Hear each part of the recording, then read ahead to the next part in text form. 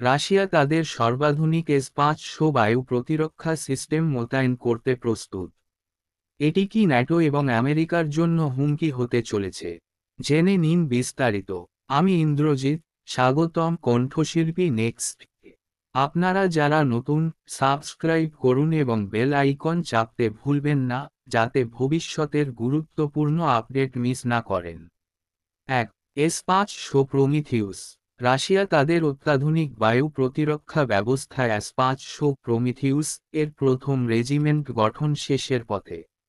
এটি কৌশলগত ক্ষেপণাস্ত্র প্রতিরক্ষা চ্যালেঞ্জ মোকাবিলায় সক্ষম এবং বিভিন্ন হুমকি, যেমন ব্যালিস্টিক ক্ষেপণাস্ত্র, স্টিলথ বিমান, স্যাটেলাইট ধ্বংস করতে পারে। 2.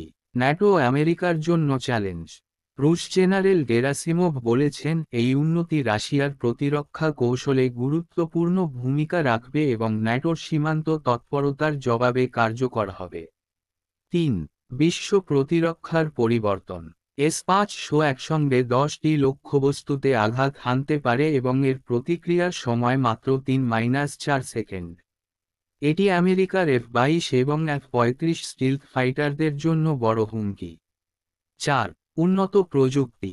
এটি একাধিক ক্ষেপণাস্ত্র লঞ্চ করতে পারে এবং হাইপারসনিক লক্ষ্যবস্তু ধ্বংস করতে সক্ষম। রাশিয়ার এই অগ্রগতি আধুনিক যুদ্ধের জটিলতা মোকাবিলায় বড় ভূমিকা পালন করবে।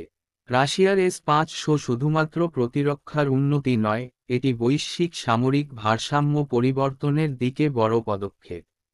এর ক্ষমতা আমেরিকা ও ন্যাটোর জন্য নতুন চ্যালেঞ্জ তৈরি করছে। আপনার কি মনে হয়, রাশিয়ার এই উন্নতি আমেরিকা ও ন্যাটোর জন্য কতটা বড় চ্যালেঞ্জ? কমেন্টে জানাতে ভুলবেন না। দেখা হবে পরের ভিডিওতে।